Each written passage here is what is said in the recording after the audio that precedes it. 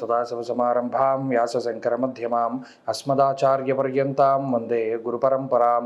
జ్యోతిషాస్త్రాన్ని భావితరాల వారికి ప్రసాదించిన ఋషుల యొక్క పాదపద్మాలకి నమస్కారం చేసుకుంటూ, అలాగే నాకు ఈ జ్యోతిష విద్యను నేర్పిన గురువర్యులు జ్యోతిష బ్రహ్మ కీర్తిశేషులు శ్రీ ఈరంకి సూర్యనారాయణమూర్తి గారు, సూర్యశ్రీ దైవజ్ఞ గారి యొక్క పాదపద్మాలకి నమస్కారం చేసుకుంటూ, ఓం శ్రీ మహాగణాధిపతి నమః, శ్రీ గురుభ్యో నమః, హరి ఓం.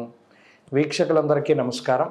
మీనరాశి వారికి ఈ వారం మిశ్రమమైనటువంటి గ్రహస్థితి గోచరిస్తూ ఉన్నది. ప్రత్యేకించి తృతీయ స్థానమందు కుజుడు అనుకూలిస్తూ ఉండడం, షష్ఠ స్థానమందు బుధుడు యోగించడం, ఈ వారంలో చంద్రబలం అధికంగా ఉండడం, వెరసి 3 గ్రహాల తాలూకు శుభ ఫలితాలు ఉండగా జన్మరాహువు, అలాగే వ్యయమందు శని కొంత వక్రించి ఉండడం మంచిదే, కానీ వ్యయమందు శని ఉండడం, అలాగే తృతీయమందు గురుడు ఉండడం, పంచమమందు రవి, భృగు షట్కము అనేటువంటి ఇవి కొంత వ్యతిరేకమైనటువంటి స్థితిగతులుగా చెప్పవచ్చు.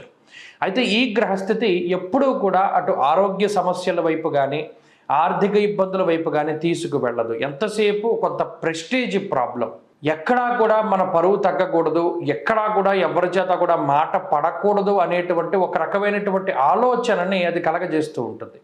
ఆధిపత్యం అనేటువంటిది మనం కోల్పోకూడదు, ఎంతసేపు కూడా మన పెత్తనమే ముందుకు సాగాలి అనేటువంటి ధోరణిలో ఈ గ్రహస్థితి కొంత అంటే ఆ ఆలోచన ధోరణిని ఆ విధంగా మారుస్తూ ఉంటుంది.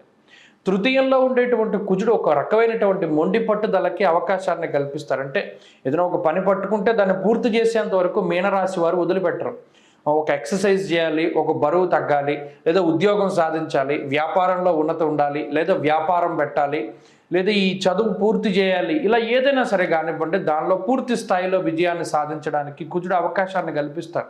ఆ రకమైనటువంటి మొండి పట్టుదల ఆయన కలిగిస్తారు. ఇదే కుజుడు ప్రభుత్వ ఉద్యోగాన్ని సాధించాలి, స్పోర్ట్స్ లేకపోతేనేమో కొంత ఇప్పుడు జరుగుతున్నటువంటి అథ్లెటిక్ పోటీల్లో విజయాన్ని సాధించడానికి కూడా కుజుడు అవకాశాన్ని కల్పిస్తారు. అలాగే ఆర్థికపరమైనటువంటి స్థితిగతులు చాలా అనుకూలంగానే ఉన్నాయి. ఆర్థికంగా ఇబ్బంది ఏమి ఉండదు, కానీ ఖర్చు మాత్రం ఎక్కువగా ఉంటుంది. అది రాశివారికి సాధారణంగా కొంతకాలం ఉండేటువంటి అంశం. అనగా వీరి పేరున డబ్బు ఉంటే అది నీళ్ళలాగా ఖర్చు అయిపోతూ ఉంటుంది, ఇక్కడ కూడా నిలబడి ఉండదు.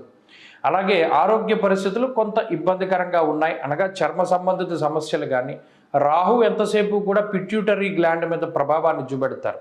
అనగా ఆడవాళ్లలో ఉండేటువంటి రకరకాల పర్సనల్ సమస్యల దగ్గర నుండి వెన్నుపాముకు సంబంధించిన సమస్యలు, స్కిన్ ప్రాబ్లమ్స్, చెవి, ముక్కు, గొంతు, కంటికి సంబంధించినటువంటి సమస్యలకి ఈ గ్రహస్థితి కారణమవుతుంది. విద్యార్థులకి కొంత ఎక్కువగా వారు ఆలోచన చేస్తారు.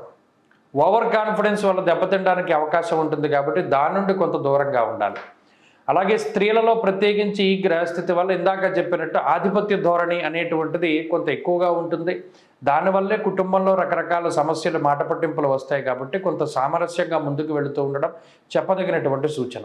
ఇక మీనరాశి వారి యొక్క ఉద్యోగ వ్యాపార వ్యవహారాదులన్నీ కూడా దిగ్విజయంగా ఉన్నాయి, అన్నీ కూడా చాలా సానుకూలంగా ఉన్నాయి, ఎక్కడా కూడా ఇబ్బందికరంగా లేవు. చిన్నపాటి సమస్యలు ఉన్నప్పటికీ వాటిని అధిగమించగలుగుతారు.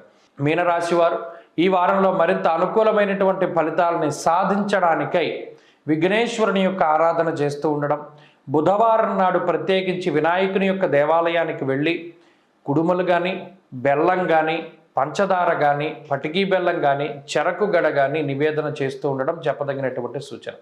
ఈ వారంలో కలిసి వచ్చేటువంటి రోజు మంగళవారంగా చెప్పవచ్చును. అదృష్ట సంఖ్య 1, అదృష్ట వర్ణము ఎరుపు.